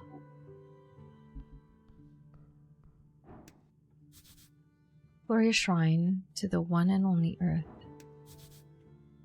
Oh. Don't worry, I see that guy. A grand wood carving of Earth, father of Norvik. There's a lobster there. The duck. I know I'm gonna like this guy already. Oh, undead level 13 paladin. This is a true warrior. He is off duty, but whatever duty that is, it's everlasting. A dark... the duck. A dark iron can of a man sits alone in the temple steps, his face obscured, an axe strapped to his back. Thick axe, heavy. This is a real man, a hero. I have some questions, good night. His helmed head is slumped downward slightly. Is he asleep? Are you okay, citizen? No response. Hello? A metallic scraping noise fills your ears. The knight is moving, ever so slightly. His head turns. Your name. Soldier. His voice echoes into the open chamber. Pure dread. This is a great warrior. Treat him with respect.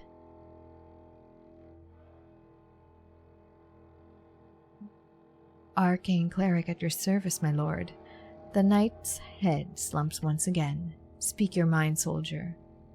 Who are you? He's silent for a while. The duck. Excuse me? I am the duck. That's wild. A man's name is not up for debate. Nod. You should be proud of your name. The knight does not respond. Are you Lord Gorm? No. I see. I'm looking for Lord Gorm. Have you seen him? No. How do I open the gate down the stairs? I have the key. Oh, can I have it? No. You're too weak for that. The man is correct. You need to go back to your strength first. The city below, it is darkness incarnate. Do not tread without care. You never do. Why are you loitering here, knight? I am not. The cold voice echoes throughout the chamber. What are you doing then? I am on my off hours. He speaks as though he's reading from a script. You like it here? No response. I too would like to hang on the steps of the temple. His helmet turns slightly. Scary. Can I hang out with you, please? His helmet turns away. Some metallic creaking is all you hear from the knight. Your manhood is infinitely tiny in comparison. Who do you serve? I serve, he trails off.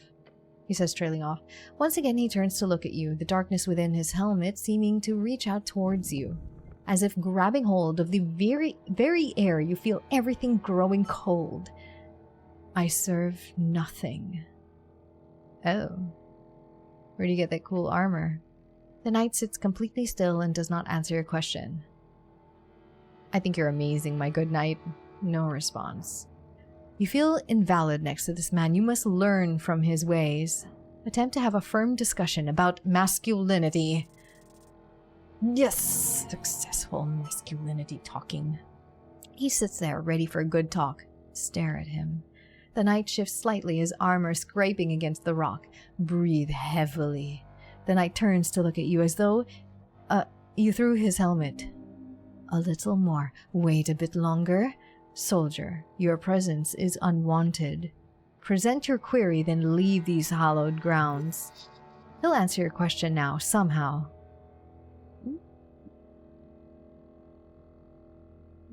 Are you a cleric? No, I am a warrior. Do you know magic? Yes. Can you teach me magic? No, he mutters to himself. Oh? I do not have time for that. But he's on his off hours. You have time? Oh, I guess you don't want to be bothered, and I'm bothering you. Do you have any spell scrolls I could have? The knight slowly grabs a scroll out of his pack. Hell yeah! He tosses it to you.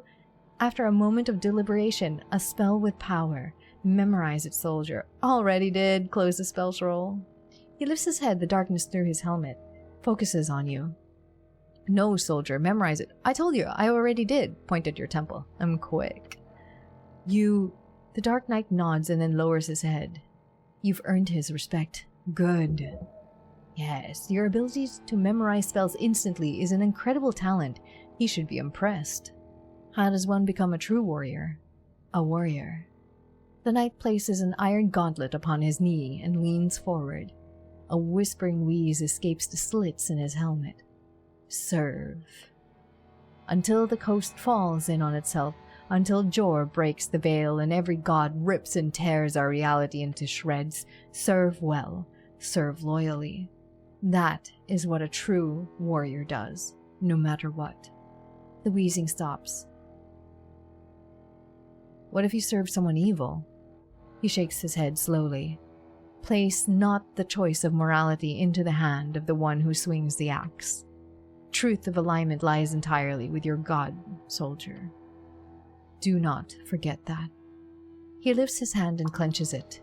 Now quick, ask him where while he's got his guard down. Oh, an opening, go for it. Wait, who do you serve again? Viskin. Oh! The sketchy dude. He moves his head towards you. No, that is not. Viskin, the mortician? With a sudden force, the Dark Knight slams his axe into the ground. Darkness creeps through the hall. Within you. Do not speak of that soldier. Why? Is it a secret? He returns to his still position. Do not. The knight is now waiting for another question. Lucky you, he didn't kill you. What do you know about the tea shop? Not much. He'll talk. Why? Not like you can threaten him exactly. Did you see anything suspicious before the explosion? No. You sure? The knight nods slowly. Where were you at noon on the 21st? Below. Okay, below. Can you elaborate? The walls shook in the crypts. I was on patrol. I was not in position to perceive any misdoings. The city below is endless and most of it stands unexplored to this day. Okay, sure. Why were you in the crypts? He is silent and still for a moment. I have my purpose. As do you, soldier. Do not pry too deep. Noted. He places an iron hand on his knee, waiting for the next question. That is a firm yet gentle reminder that he could crush you in an instant. Well then, do you have any piece of info that would help me? Maybe a man dressed in yellow? He goes silent for a while. A man passed through the halls below. Civilians do not pass there. Past the crypt entrance, through the goblin's domain into the southern caverns. A man. Dark hair, silk clothes, headwear, dressed in yellow. Sounds like a Reedsian nobility merchant type. Same one I've been hearing. What's past the crypts? The roots to the goblin's tree. Then more tunnels, the southern tunnels. Then the sewers. How do I get there? There are paths. Most are trapped. Once you're there, the alligator might know more. His grounds are near. You've heard rumors of monsters in the sewers under Water Lane. Alligator? His rage is endless, his appetite growing. Do not anger him. The knight looks down, waiting for your next question. How do I get to... I already know how to get to the city below, but whatever. What if he gives me access here? He pauses as if thinking about your question. The goblins use their passage below Viskin's lair. Right, the staircase by the apples where you woke up. That is the safest path. So basically dive deep like some spelunker. Yes. This is great. Thank you, my good knight. He is quiet. Okay, other questions. What's up with the mess? Point at the ballot boxes. Without lifting his head, the knight answers in a cold tone. Election. What are you voting for, my good knight? No reply. I'll be voting nationalist. But I think I'm starting to see, well, like something else. Maybe. I don't know. I feel like I really want to like go nationalist with him. The knight doesn't even move. You find yourself advocating for nationalistic ideals again. He does not care for your political opinions. How manly. It stirs. His silence tells you nothing of life, nor the humanish experience. This is where it's being held? No reply. Okay, other questions? Alright, citizen, leave. These stairs go far below the city. Can I give it a try? Not even knock could solve this. So many more locked gates behind this one. What's that? Oh, it's where I clicked.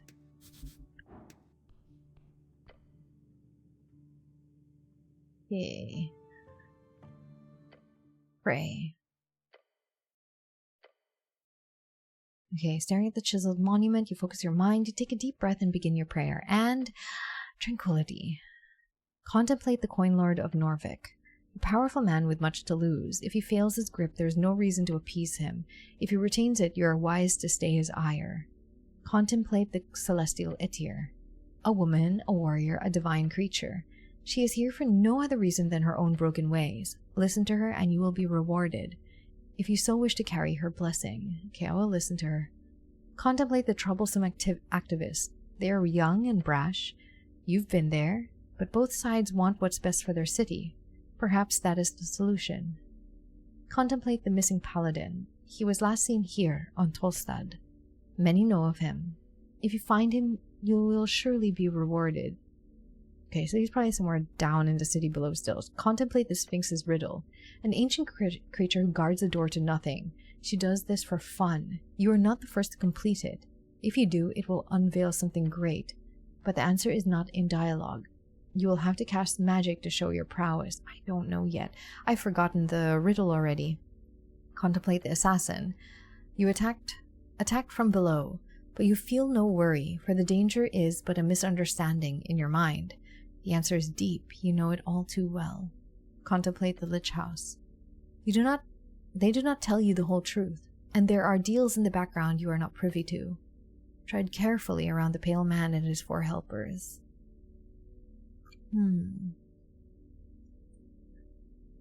Contemplate the tea shop.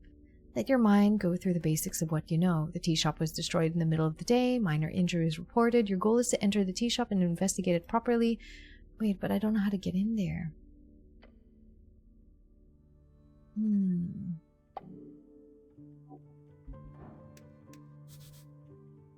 Grandwood carving.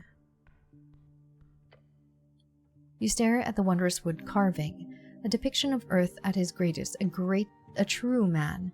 However, you also notice a message carved into the base of the art piece. It says, "Goblin was here." Heresy! What kind of ingrate would defile a sacred object? Goblin was here? Stare at the message. Vandalization. Terrible to see. If you've been here, you would have stopped it surely.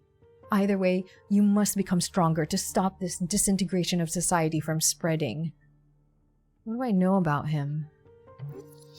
Goblin is an artist. He's technically wanted in most districts, but no one even knows if he's real. He's like Banksy.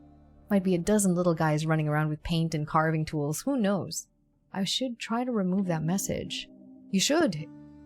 It's only right for the cleric to clean up such a mess. Easy job. You have to take that carving knife by the candles and attempt to remove the goblin message from the statue. Does it really have to be a sleight of hand thing? Can I just use my power of faith or something? What are you gonna do? Close your eyes and pray? If you want to clean this old wooden thing up, you've got to handle it carefully. No. Prayer just does work. Just put your trust into Earth. He will guide you. Trust your faith. Yes, perhaps you can. I believe. Oh wow, that dropped my DC.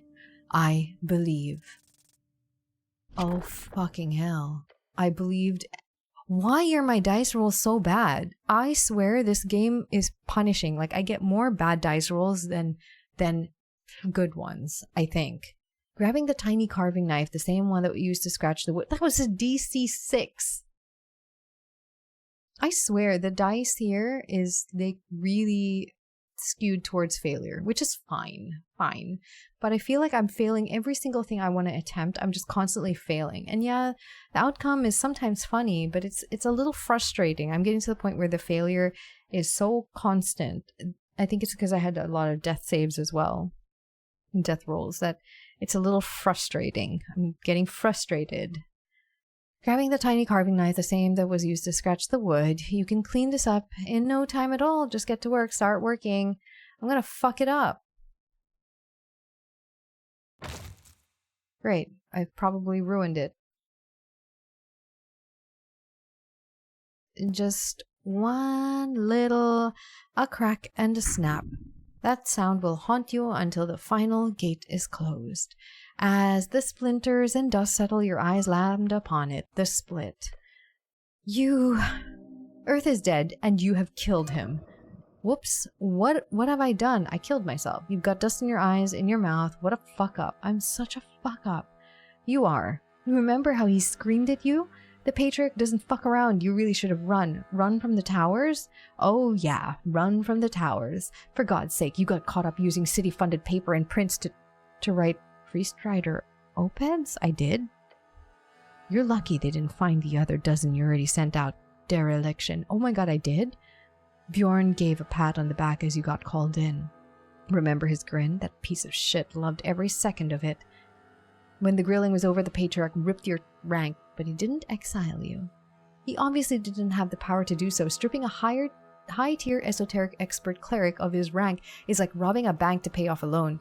You're just gonna end up with more shit on your shoes. Unless you're a lucky motherfucker, which you clearly are. Right, that's why you're doing this grunt work. But hey, could be worse. Okay, at least I'm not dying from that. Could be a sender. Sender is slang for a cleric working at a sending office, usually derogatory. Sender, the worst type of cleric gig. Seriously, you just sit at an office all day, spending all your spell slots on messages going across the coast like you're some kind of machine, and the pay sucks. Look at the crack in the statue. Yeah, no worries. Nobody cares about an old dead god anyways. Yeah, it'll be fine. No one will know. You look upon the ruined symbol of Earth with a heavy heart. Blood has been spilled. It should have been yours. What have I done? Death and decay, like the rest of the world. My work here is done then. Well, at least I didn't die from it. You see something shiny in the dirt.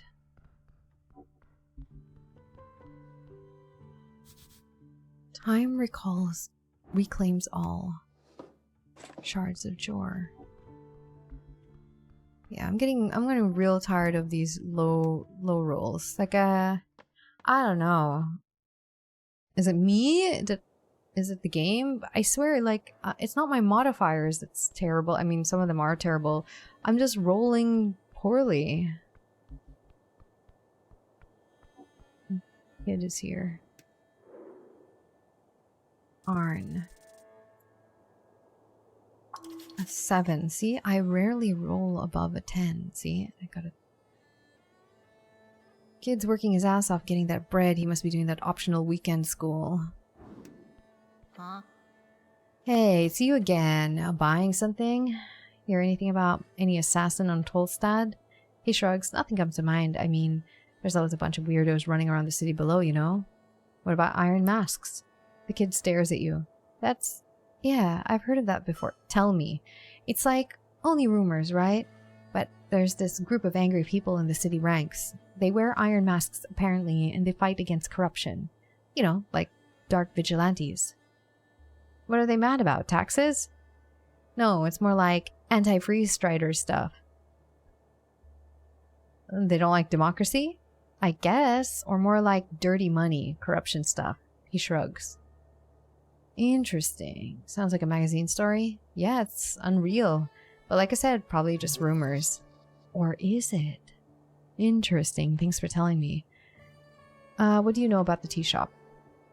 Okay, stare at the boy. I was here, you know, saw it with my own eyes. Look over your shoulder towards it. Oh, we've already gone through this dialogue. I intervened between Rollo and Modissa. Ah, yeah, I heard.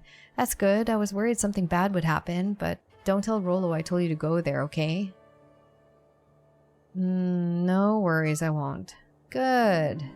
You did great. You truly completed his quest like a hero. Okay, so we're getting some stuff done. Let's see if the seagull is back. Oh, our little imp friend is here. Hello?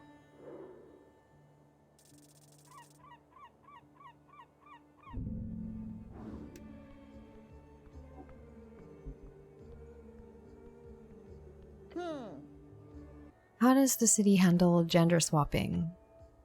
Oh, like mirrored gender potions? There was a huge debate about that a couple of years ago, in fact. I mean, part of it is just moral panic, but from the legal perspective, it's almost entirely just a question of polymorphic identity evasion. Basically, it's illegal to make yourself a new person if you're a citizen of most civilized coast states. To avoid taxes? He laughs. That's one way to put it. Now, usually these days it's not that big of an issue. Polymorph spells are expensive, and so are all the potion varieties. But then in comes the potion of Mask Femme. Easy, quick to use, permanent. Still expensive, but a couple of months rent expensive, not life fortune expensive. You wouldn't believe how many bad boys tried to escape jail time by sucking up their willies for a time. So the city stepped in and had a whole debate over it. Whole public outreach campaign and everything. In the end, they only made it mandatory to register if you used one. Oh, and they regulated which sources could sell them. Officially, at least. And there's some discussion around that too, of course. Should the government be able to spy on you? Should you be forced to have a permanent record regarding your original bodily existence or ancestry? Should a dwarf who really wanted to be a halfling for some reason be forced to have a mark on their official papers calling them a former dwarf until the end of their days?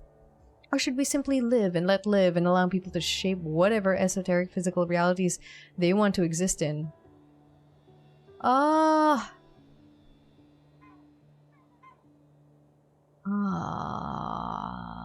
The government has to keep track of its citizens, otherwise we would live in chaos.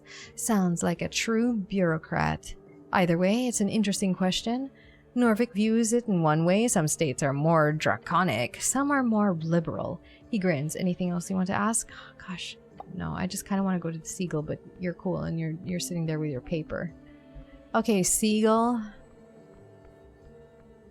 Speak with animals. No reason to cast that spell. There's literally a seagull here. Okay. A glorious seagull. Engage. The bird greets you by not doing anything. Pet the birdie. As you reach forth, the gull doesn't seem to react until it snaps at your fingers. No, I want to talk to it. I want to keep petting the bird. I should stop. Right. You take a step back and the bird observes you for a moment. It does not want a pet, so yes, stop, nod your head and leave. Oh man, but I want to talk to it. Do I have anything that I can give you? Would you like an apple? No, I can only...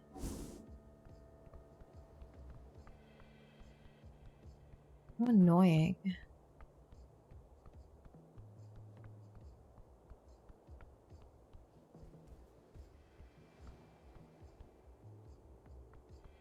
Oh my god, I heard something outside it, like...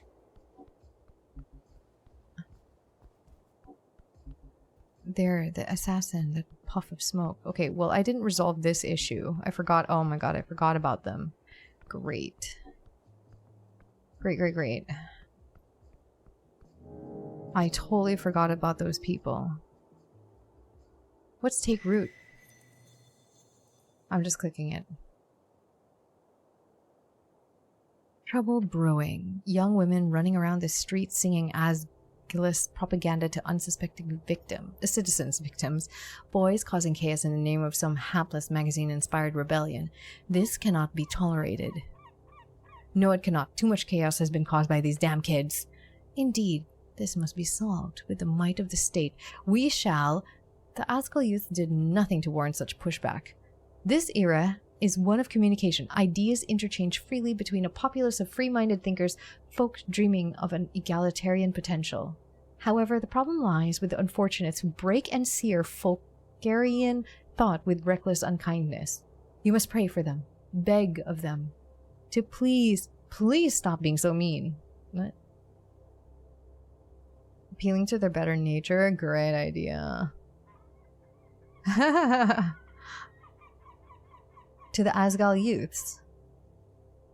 Appeal to their better nature? Great idea. Oh, you really think that would work though? One can wish.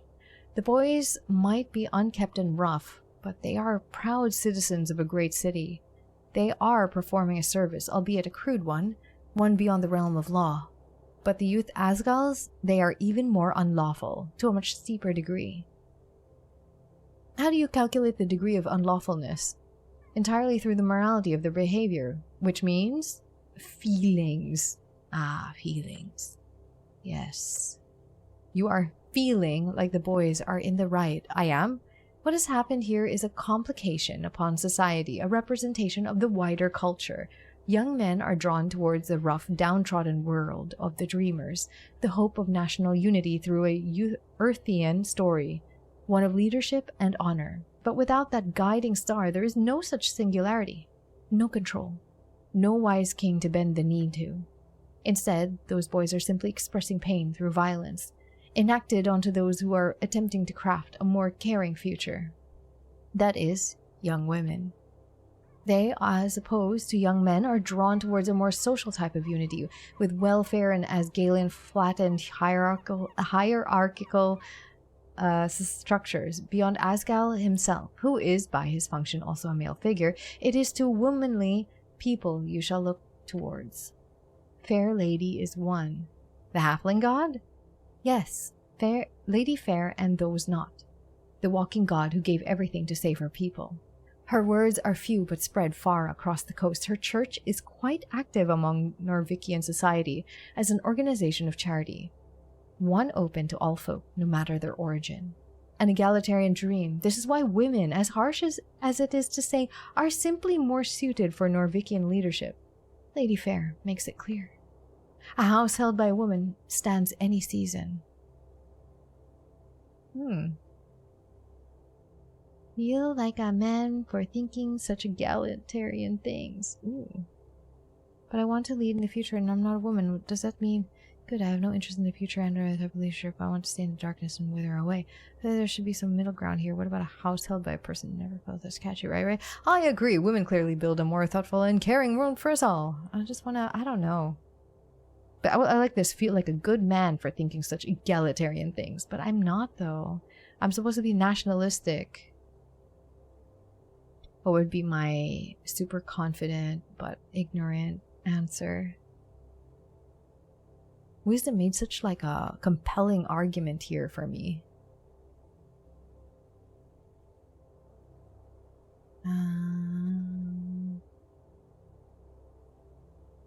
No, this is the most confident / ignorant thing. The first one. There's something so powerful about dreams. Ideas spread from man to woman, woman to man. But the Asgalian dream is not a blessing. It is a smile wrought in pain, a vision of 1,000 layers of intersected nets and labels tangling every person, ensnaring them in oppressor or oppressed. And there is oppression. There are unfair hierarchies. The world is corrupt. But not fundamentally. If these boys are pushing back against Asgalism, that is only natural. It is an ideology which pushes a foundational belief that they are naturally oppressively superior.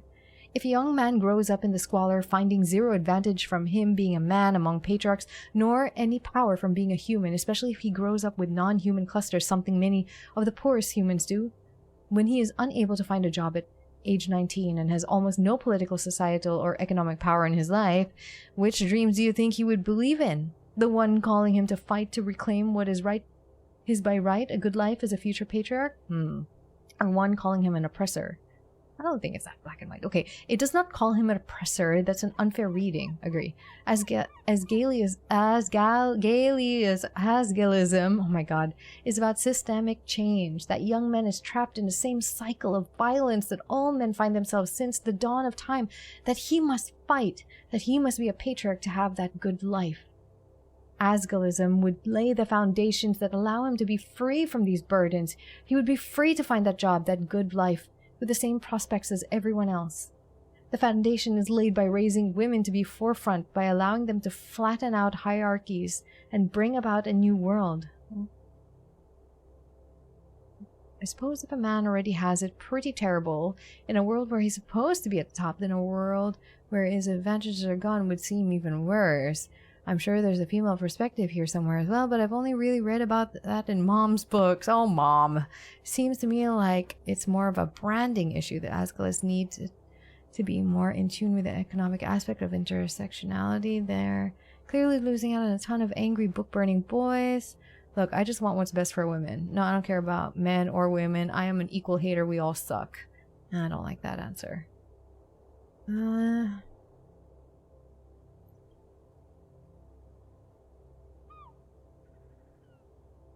I want to talk about Mom's books. I'm sure there's a female perspective here somewhere as well. I've only read about it in Mom's books. Does it sound like me? Yeah. You need to come to that realization. The one every boy reaches towards the late stages of their capitalistic, pubertistic, and socialistic awakenings. That, no, not at all. It is only your placement you must understand. Figure out where you've planted these 2 feet of yours and accept where your bones will begin their incessantly slowish grind into the pavement. Learn more. Steel yourself. Seek love. Be more. Realize your place in the world. Fucking finally. Everyone lay upon Jor's spectrum, each judged for their perceived and internalized value. You are approximately 0.52 decimals across the line into masculinity. That is, in a less abstract definition, a little over halfway to being a full man. Sorry, what? Slightly over halfway, yes. I'm only halfway? It's not ideal. Does that mean I am a woman? Of course not. And do not react like some sensitive wimp. The feminine is a beautiful ideal by itself. Fearing your position on the spectrum is weakness by itself.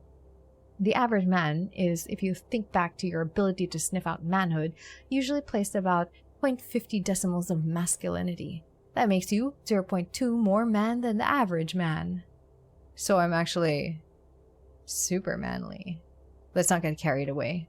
You are approximately, averagely, decently, middle ground manly. A normally sized manhood inside of a perfectly medium-shaped man. I can work with that. You already have, for many years. Now, you'll choose. What? You know the truth, so choose a side. Oh, shit. Tell me more about Lady Fair. The halflings built a religion out of feminine love. You can do something similar. Lady Fair, extra proficiency in roles when speaking with feminine characters. Ooh, tell me more about future patriarch. A brotherhood, a patriarchy, a good and just world. It is within your grasp. So extra proficiency when speaking with masculine characters. Which should I choose? Like, which one would be the most useful? What does feminine and masculine mean in this context? It means where the target land on Jor's gender spectrum. Oh, they will always be on one side of this esoterically decided middle point. If you disagree with that judgment, take it up with Jor. You cannot do that. Jor is dead. Oh, that is what they tell you, yes. Which should I choose? Like, which one would be the most useful? In all honesty, you must think of this as a representation of your future struggles. In other words, the person who blew up the tea shop, the one you must discover, will it be a man or a woman? It could be neither. It could be either, sorry. A man. A sorcerer would surely be able to sling such esoteric force, but a man is more likely to enact it.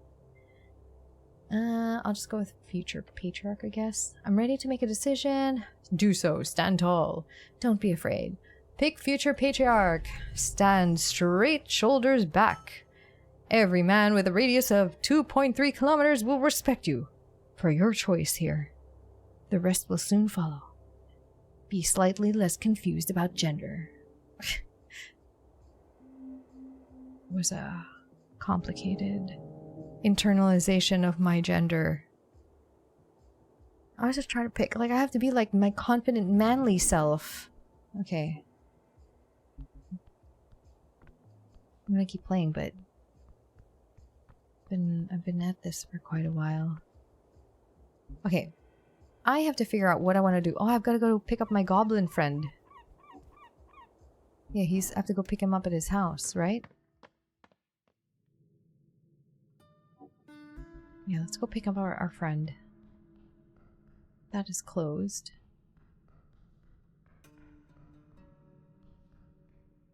Oh, we can try this one again, but... That's a person. Gonna try going through these doors also.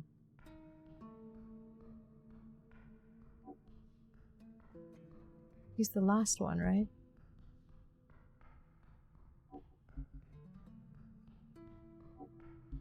Nope.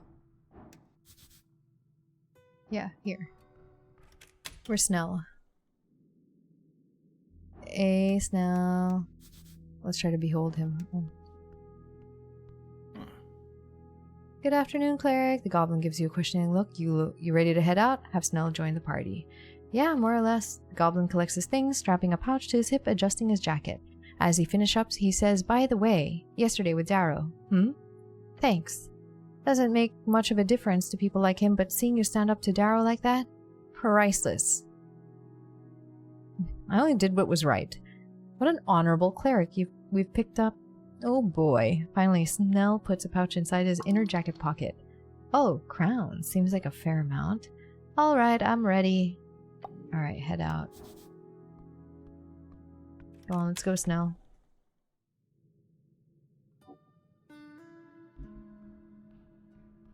Does this go again?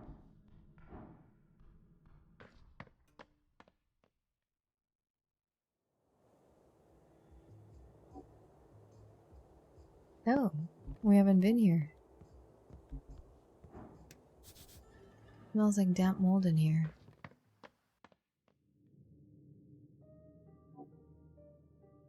Oh. Oops, before I left many holes in the Berggrund. This is where Sage leaf.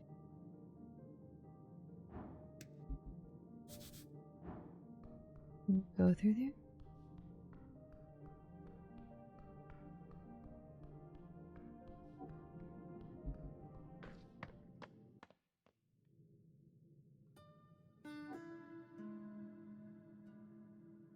We can try this one again. Okay, we'll try last thing. Last thing before we go. The pillar of Jorah towers before you. It whispers to you okay, touch the wondrous pillar. You place your hand upon the smooth surface, the whisper gets louder. It says something to you, something weird. No, wait, it's a conversation. One you don't take part in. Guess you can try to join in. Alright, let's try talking to it. Okay, finally. I still rolled 2 5s. I rolled 2 5s. I have only rolled above a 10 once since I've been counting. 1 in the last 4 times I've rolled above a 10. Speak. Hello? The goblin perks up. Ah, not me, sorry. The pillar vibrates. Hello? The whisper lies inside of you or something. It says he is here. Who is here? It says divinity. It says death. It says necrocrat. What? The voice ends. Your hand is repelled from the surface. Now, step back. Weird. You understand plainly there is more to the pillar. You need to investigate in time and further below. Further below, but I don't know how to get further below. Alright.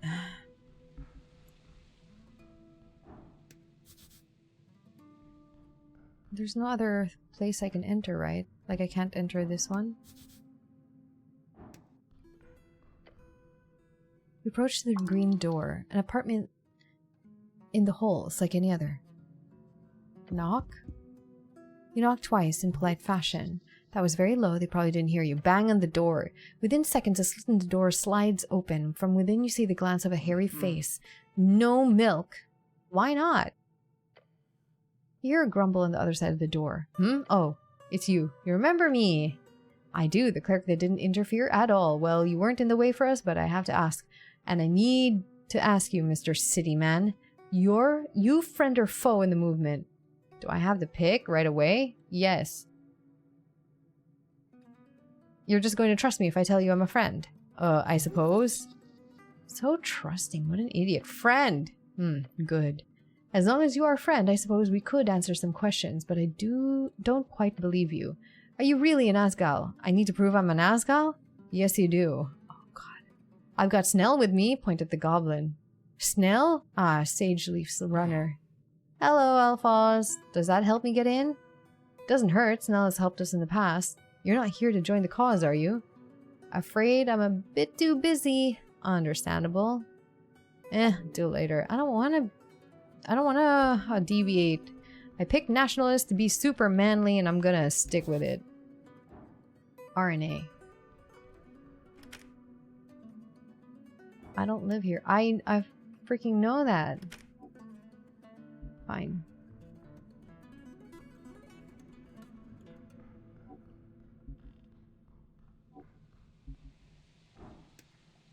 Okay, the best thing to do would be to explore Water Lane. Because, Yeah. We haven't really explored this area, but in exploring this area, I will do this next time because there's a lot to look through, I think, maybe. I don't know, maybe. We'll find out. But, gosh, I'm so lost. This quest tree is difficult to look at and difficult to kind of follow. It looks very overwhelming. I'm very much overwhelmed. I don't think I can do all of these things. That's the thing. I think I have to be discerning in what I prioritize. So now that I've mostly just explored this area, mostly talked to the people I need to talk to, I need to find a way into the tea shop. I think that's the priority. Or I look for the tea shop owner by the docks, and I still don't know where that is actually. Maybe it's through Water Lane. So I'll find the tea shop owner, find a way into the tea shop without having to lie for Mr. Coin Lord. Yeah, and we'll figure out how to go from there. Oof. Overwhelming game, but fun, entertaining. Anyways, until the next time, take care everyone.